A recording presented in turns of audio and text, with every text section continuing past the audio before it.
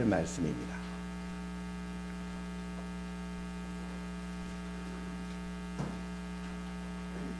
창세기 12장 6절에서 20절입니다. 교독합니다. 아브라함이 그 땅을 지나 세겜 땅 물의 상수리 나무에 이르니 그때 가나안 사람이 그 땅에 거주하였더라.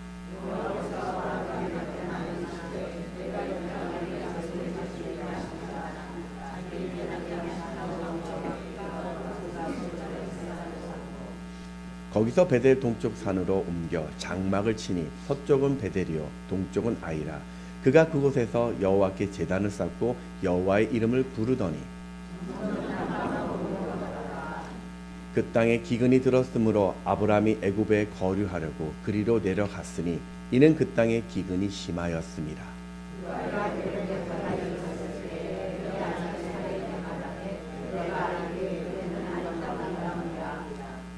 애굽 사람이 그대를 볼 때 이르기를 이는 그의 아내라 하여 나는 죽이고 그대는 살리리니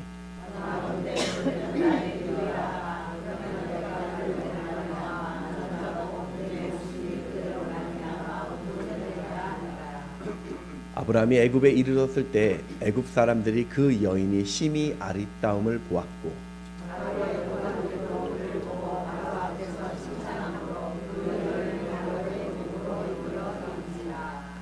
이에 바로가 그로 말미암아 아브라함을 후대함으로 아브라함이 양과 소와 노비와 암수 나귀와 낙타를 얻었더라.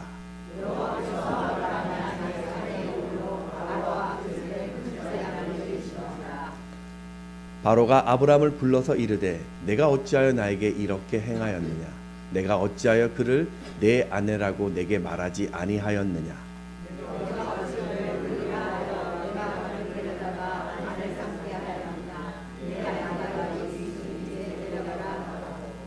함께 읽겠습니다.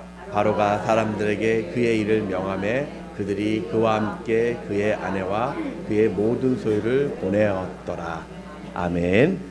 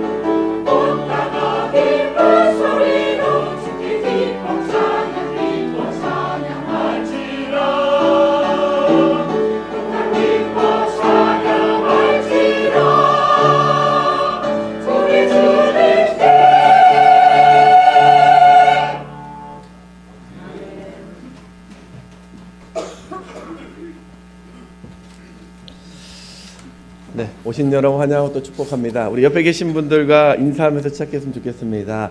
보고 싶었습니다.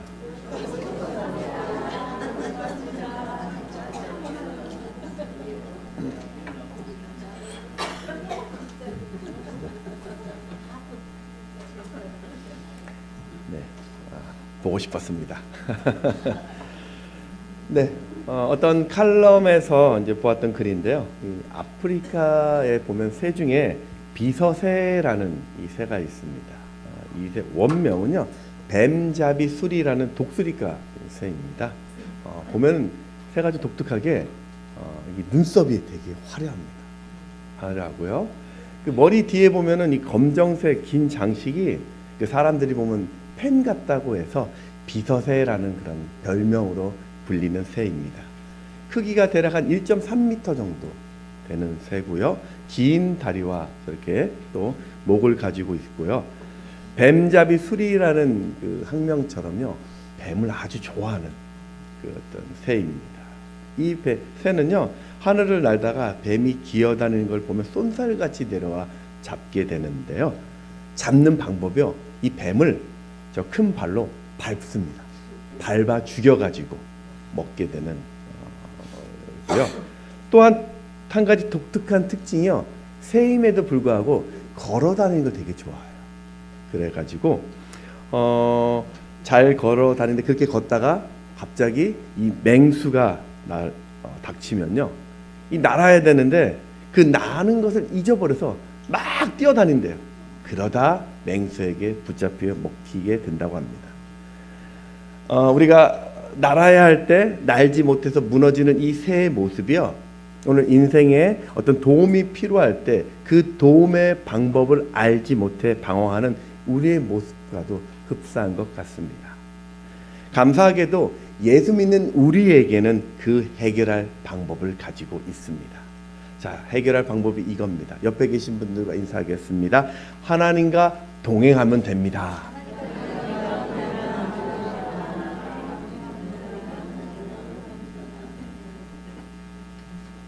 네, 하나님과 동행하면요, 그게 답입니다. 우리는 노아의 10대손, 셈의 9대손으로서 믿음의 가문에서 태어난 아브라함. 이 아브라함은 메소포타미아 문명의 그 발상지 갈대아 우르에서 자라게 되죠.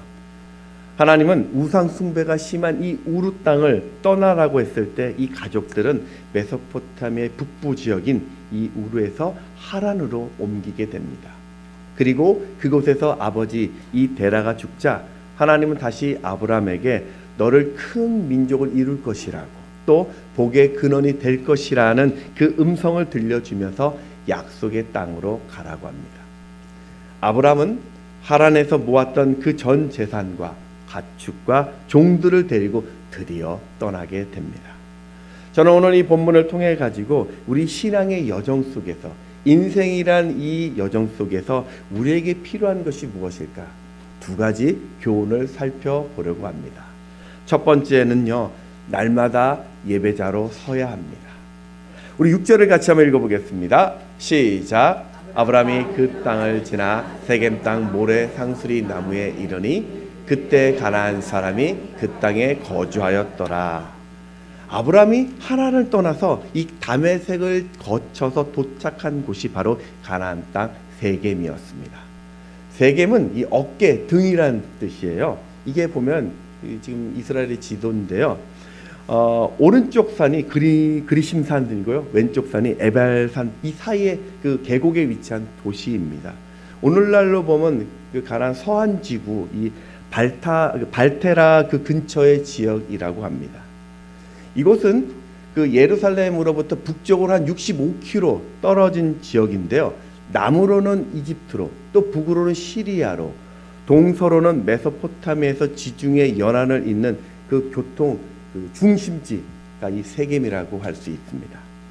역사적으로 세겜은요, 이곳에 야곱의 우물이 있고요, 요셉의 무덤이 있고, 여호수아가 그 임종할 때 그 언약을 갱신한 곳이 이 세겜 지역이고요, 도피성이 있는 곳이고, 북왕국 그 이스라엘의 첫 번째 수도가 이 세겜이었고, 예수님이 그 수가성 여인을 만난 곳이기도 합니다.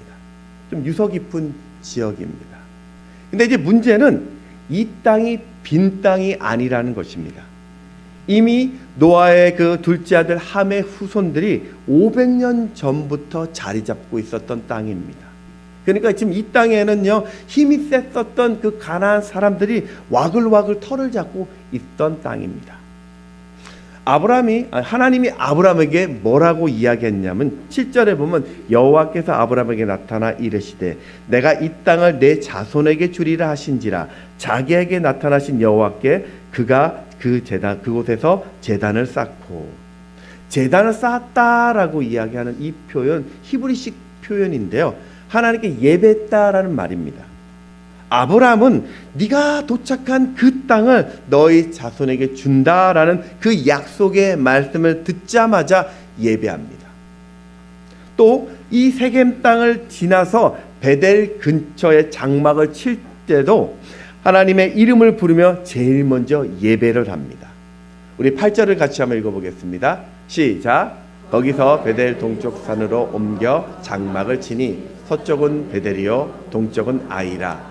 그가 그곳에서 여호와께 제단을 쌓고 여호와의 이름을 부르더니. 지금 아브라함은 이곳이 처음입니다. 낯선 지역이고 낯선 사람이죠. 아마도 그 사람들이 이 아브라함을 보고 수근수근 거렸을 것입니다. 지금 이 상황이 어떻게 변할지 모릅니다. 도와줄 사람도 없어요. 그렇다면 아브라함은 지금요, 주변을 살피면서 살 집을 짓고 나와 도와줄 자, 또 자신을 보호할 이 방법들을 찾는 것이 제일 먼저 해야 될 일입니다. 그런데 그 낯선 사람들 앞에서 하나님을 드러내는 예배를 제일 먼저 합니다. 왜 아브라함은 아무런 대책도 없이 제단부터 쌓은 것일까요? 그건 하나님이 나를 찾아오셔서 이 땅을 너희 자손에게 주겠다고 한 그 약속 때문이었습니다. 여러분, 예수 믿는 우리가 세상 사람들과 다른 것이 바로 이것입니다. 아브라함은 지금 아직 가나안 땅을 차지한 것이 아닙니다. 텐트 칠 땅도 지금 없어요. 가진 것 하나 없습니다. 누구를 어떻게 만날지도 모릅니다. 오직 하나님 말씀밖에 없었어요. 참 부담스러운 상황인데, 그런데도 아브라함은요, 내게 주신 이 하나님, 내게 이 말씀 주신 하나님이 나를 지켜주실 것을 믿고 있었습니다. 그래서 지금 가장 먼저 예배자로 선 것입니다. 요한복음 4장 23절 말씀 우리 한번 읽어볼까요? 시작. 아버지께 참되게 예배하는 자들은 영과 진리로 예배할 때가 오나니 곧 이때라. 아버지께서는 자기에게 이렇게 예배하는 자들을 찾으시니라. 아멘. 누가 인생의 가장 행복한 사람일까요? 세상에 누가 가장 행복한 사람일까요? 그건요, 나를 만드신 하나님과 동행하는 사람입니다. 나를 사랑하시고 지금도 나를 찾으시는 그 하나님을 믿고 예배하는 자가 이 땅 가운데 가장 행복한 사람입니다. 여러분, 나를 지켜주시는 하나님 계심을 믿는 자는요, 이 땅 가운데 지금 행복을 누리고 있는 자입니다. 아직 내 삶 가운데 하나님이 내게 주신 약속의 말씀이 이루어지지 않았다고 생각하십니까? 혹시라도 하나님 내게 주신 이 말씀이 이루어지지 않아서 궁금하십니까? 괜찮습니다. 나를 동행하신 하나님은 때가 되면 반드시 이루실 것이니까 여러분, 먼저 예배자로 서시기 바랍니다. 그렇게 내 삶이 좀 예배가 되시게 해 주십시오. 교회를 넘어서 내 가정에서, 내 직장에서, 내 삶의 자리에서 하나님을 시인하면서 예배하십시오. 하나님은 반드시 그런 우리를 지도하십니다. 잠언서 3장 6절에 보면 너는 범사의 그를 인정하라. 그리하면 내 길을 지도하시리라. 영국의 에릭 리델이라는 그 육상 선수가 있었습니다. 이분의 간증은요, 1981년 불의 전차라는 그 영화의 주인공이기도 합니다. 에릭 리델은 1924년 파리 올림픽 때 육상 100m의 가장 강력한 이 우승 후보였습니다. 그런데 이 100m 결승 경기가 주일 오전 예배와 겹치게 되었습니다. 우리 같으면, 보통 사람 같으면 어쩔 수 없지, 지금 큰 어떤 경기가 있는데 나는 국가대표니까 경기를 우선해야 된다는 생각을 할 텐데, 이분은요 먼저 예배하길 원했어요. 그래서 고민하고 기도하다가 결국은요 불참을 선언합니다. 주일은 거룩한 날이니까, 나는 하나님의 영광을 체험하는 날이기 때문에 주일에는 뛰지 않겠습니다. 영국이 발칵 뒤집혔습니다. 수많은 사람들이 비난을 퍼부었고요, 영국의 총리까지 찾아와서 출전을 권유하는데요, 그의 마음은 변하지 않습니다. 그렇게 100m 경기를 참여하지 못해서 실패하게 되었습니다. 그런데 하나님의 역사는 그 다음부터였습니다. 주 종목이었던 100m에서는 못 뛰는 대신에 400m 경기에 출전한 기회를 얻게 되었습니다. 결승 경기에서 뛰기 시작했는데 이 에릭 리데는요 100m 달리기 하는 것처럼 최선을 다해 뛰기 시작합니다. 관중들이요, 이거는 단거리 경주가 아니라고, 그렇게 뛰면 안 된다고, 나중에 지친다고, 졌다고 탄식을 하는데요, 그는 처음 뛰었던 그 속도로 끝까지 400m까지 달려서 당시 47.6초라는 세계 신기록으로 금메달을 땁니다. 기자와 인터뷰를 하는데요, 그가 이렇게 이야기합니다. 처음 200m는 내 힘으로 최선을 다해 뛰었습니다.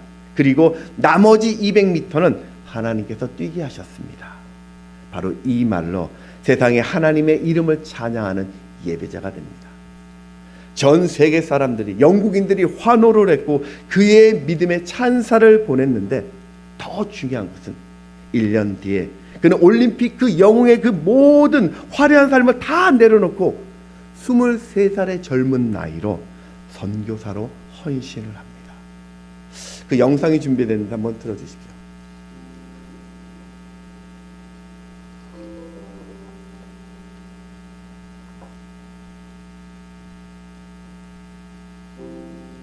올림픽 이후 선수로서 얻을 수 있는 명예를 뒤로한 채 선교사의 길을 선택한 에릭.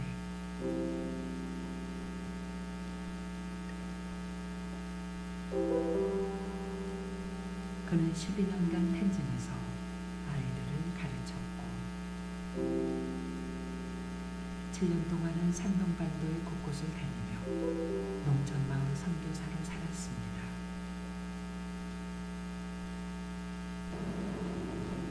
그러던 중 찾아온 2차 세계대전. 일본의 공격으로 에릭은 전쟁 포로가 되어 수용소에 갇히게 됩니다. 지옥 같은 수용소에서도 에릭은 아이들을 가르치고 아픈 이에게 자신의 모포를 벗어줍니다.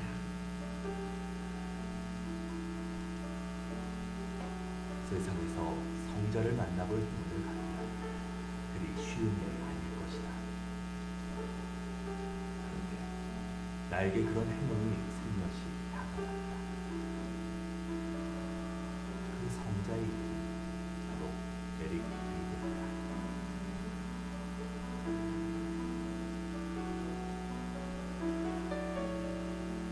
에릭은 수용소 내에서 가장 필요한 사람이었고 가장 사랑받는 사람이었습니다.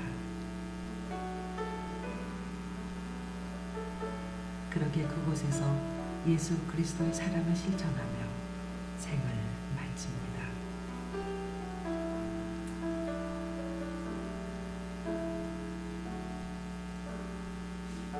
그에게 복음을 받은 사람들이 감옥 옆 작은 동산에 그를 안장했습니다.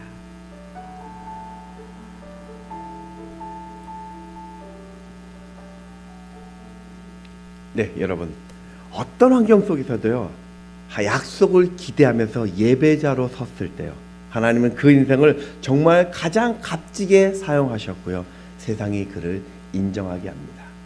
여러분, 하나님은 예배할 때 여러분에게 이길 힘을 주십니다. 하나님은 여러분이 예배할 때 여러분에게 지혜를 주십니다. 하나님은 여러분이 예배할 때 여러분에게 음성을 들려주십니다. 사무엘은요, 성막에서 그 예배하는 일을 돕다가 위대한 선지자로 세워지는 하나님의 음성을 들었습니다. 사가랴는 성전에서 예배하다가 시대를 깨울 세례 요한을 낳을 것이라는 하나님의 음성을 듣습니다. 다윗은 그 들판에서 예배자로 살았더니 그 삶을 하나님께서 기뻐하셨고 후에 그를 이스라엘 왕으로 세우십니다. 오늘 내 삶의 어떤 상황 속에서도 내가 예배자로 설 때 그로 인하여 하나님의 인도함을 받는 그런 멋진 인생 되시기를 주의 이름으로 축원합니다. 우리 옆에 계신 분들 이렇게 좀 축복해 주십시오. 예배자로 사십시오.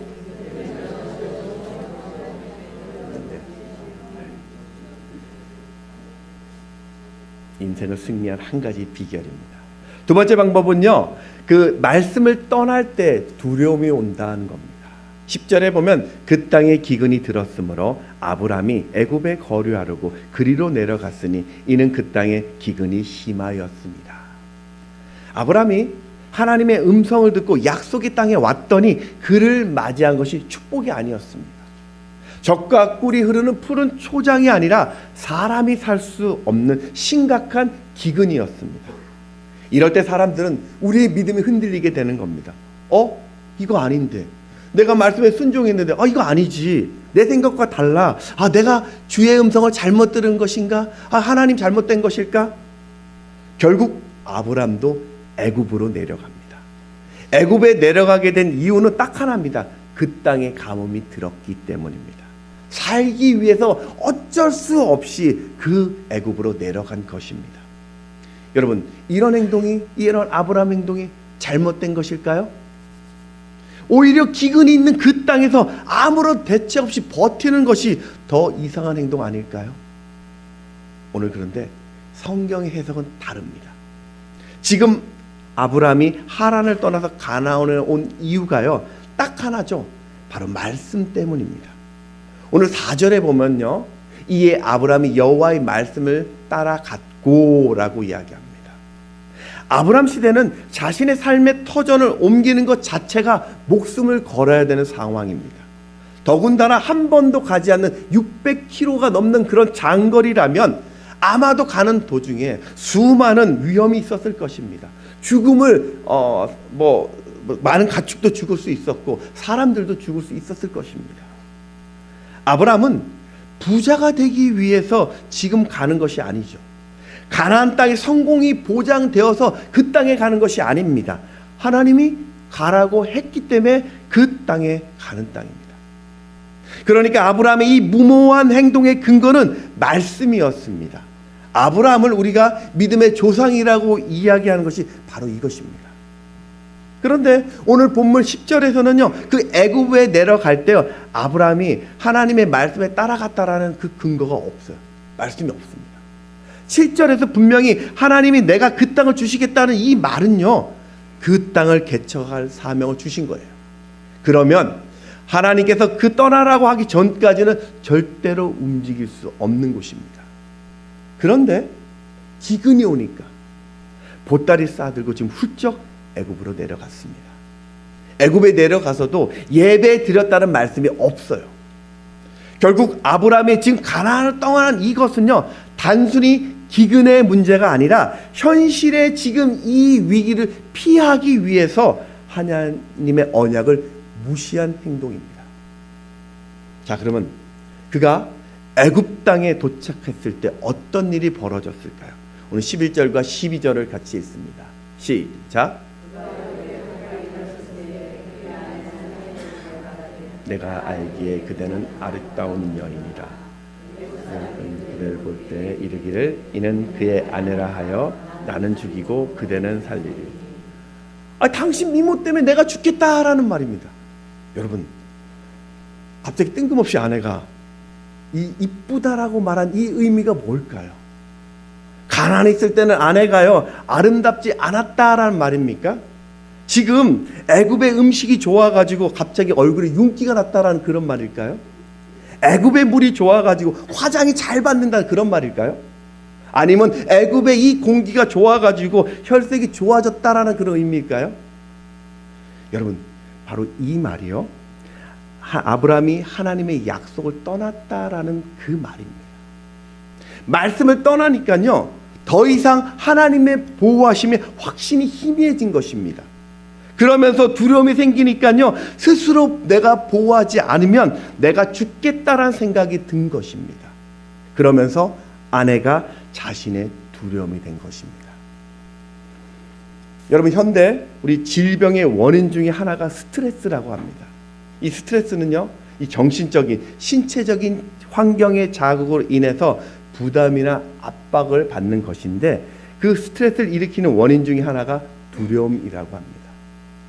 이전에도 한번 이야기한 것 같은데요, 이 스트레스에 대한 이론을 정립한 사람이 바로 이 캐나다 병리학자 한스 셀리에라는 박사입니다.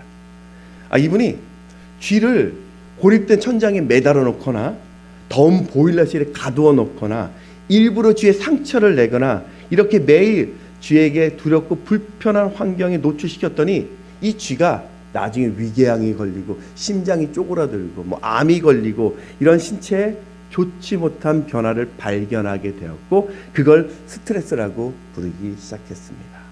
그만큼 여러분, 두려움이 무섭다는 겁니다. 두려움에 갇히니까 이 아브라함은요, 본능적으로 행동하기 시작합니다. 지금 내 목숨을 구하기 위해서 아내를 빼앗겨도 할 수 없다는 생각 때문에 누이라고 지금 부르라는 것입니다. 오늘 13절을 같이 한번 읽습니다. 시작. 원하건대 그대는 나의 누이라 하라. 그러면 내가 그대로 말미암아 안전하고 내 목숨이 그대로 말미암아 보전되리라 하니라. 13절을 보면요, 내 목숨이, 여러분, 이게 아내에게 할 말입니까? 얼마나 치졸한 말입니까? 여러분, 남편이 우리 아내에게 여보 누이라 불러, 우리 결혼 미혼이야 라고 얘기한다면 여러분 가만히 있겠습니까? 당장 이혼각이죠. 이런 남편 믿을 수 없을 겁니다. 여러분, 오늘 이 본문의 초점은요, 믿음과 두려움은 반비례한다는 것입니다. 잠언서 29장 25절에 보면 그 사람을 두려워하면 올무에 걸리게 되거니와 여호와를 의지한 자는 안전하리라. 하나님을 떠나면요, 당연히 세상의 두려움이 나의 인생의 올무가 되는데, 내가 여호와를 의지하면 그 안전을 보장받는다는 것입니다.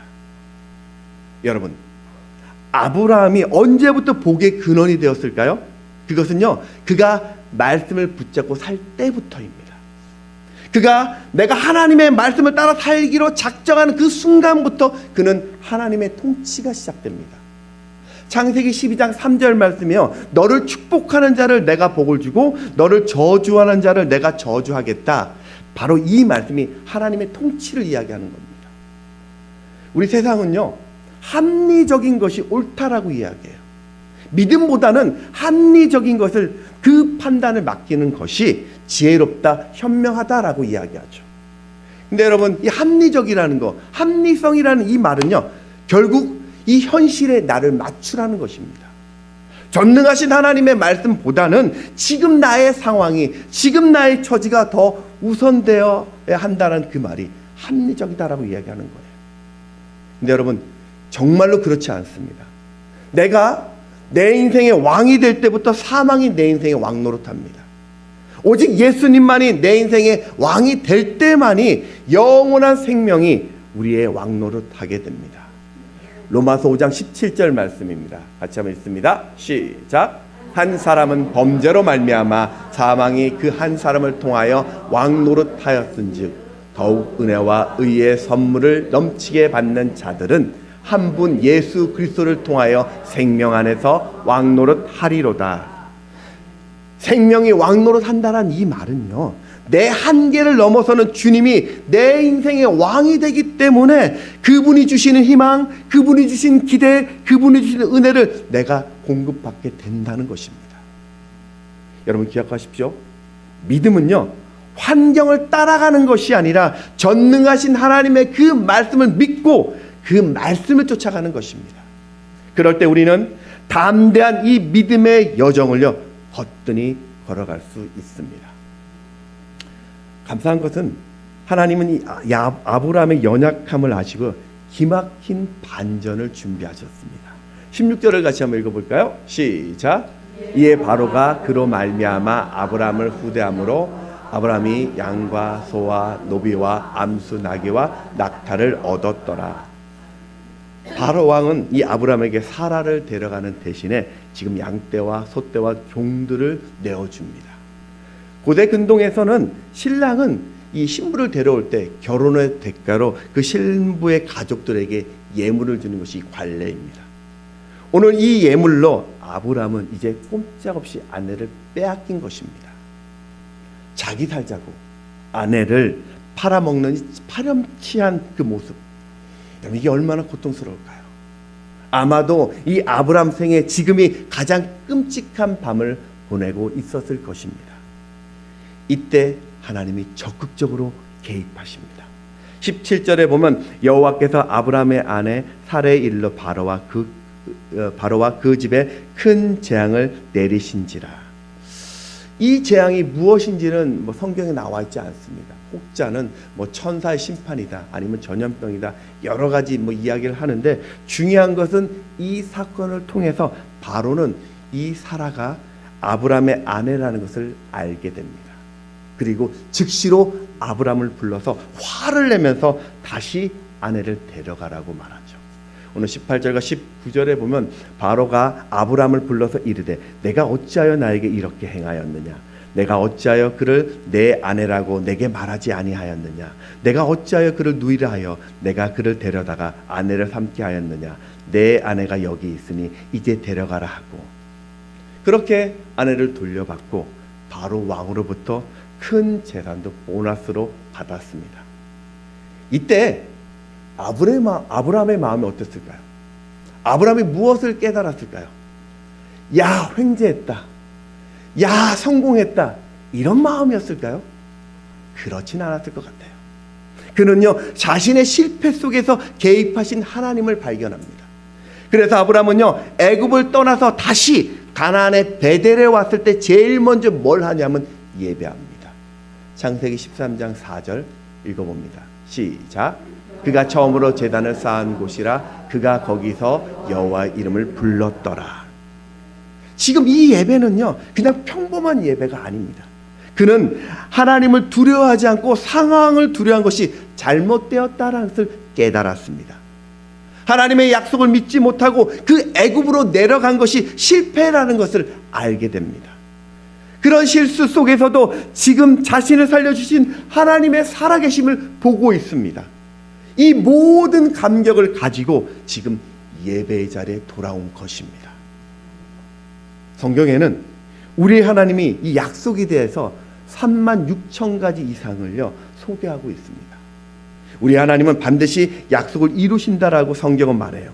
열왕기상 8장 56절 읽어보겠습니다. 시작. 여호와를 찬송할지로다 그가 말씀하신 대로 그의 백성 이스라엘에게 태평을 주셨으니 그 종 모세를 통하여 무릇 말씀하신 그 모든 좋은 약속이 하나도 이루어지지 아니함이 없도다. 또 하나님은 약속을 버리지 않고 세상 끝날까지 우리를 지켜주신다고 또 말씀하고 있어요. 마태복음 28장 20절입니다. 시작. 내가 너희에게 분부한 모든 것을 가르쳐 지키게 하라. 볼지어다 내가 세상 끝날까지 너희와 항상 함께 있으리라 하시니라. 또 하나님은요, 망가져가는 인생을요 포기하지 않는다라고도 말씀해주고 계세요. 마태복음 12장 20절입니다. 시작. 상한 갈대를 꺾지 아니하며 꺼져가는 심지를 끄지 아니하시기를 심판하여 이길 때까지 하리니. 애굽의 어두운 그 밤중에 무너져도 하나님은 변함없이 사랑하신다라고도 우리에게 성경은 이야기해주고 있어요. 신명기 7장 21절입니다. 시작. 너는 그들을 두려워하지 말라. 너희의 하나님 여호와 곧 크고 두려운 하나님이 너희 중에 계심이니라. 여러분, 내 인생 기근이 왔습니까? 지금 실패의 자리에 서 있다고 생각하십니까? 스스로 내 인생에 실망하고 계십니까? 두려우십니까? 우리는요, 얼마든지 그럴 수 있어요. 약속의 땅에 기근이 왔다라는 이 말은요, 누구나 다 그 실패를 만난다라는 말입니다. 우리 천재 작곡가 모차르트가 만든 그 걸작 오페라가 있습니다. 피가로의 결혼이라는 그 작품은요, 이게 처음 초연됐을 때 그 페르디난도 황제로부터 이 오페라는 너무 시끄럽다고, 지나치게 음표를 많이 사용했다라면서 혹평을 받은 작품입니다.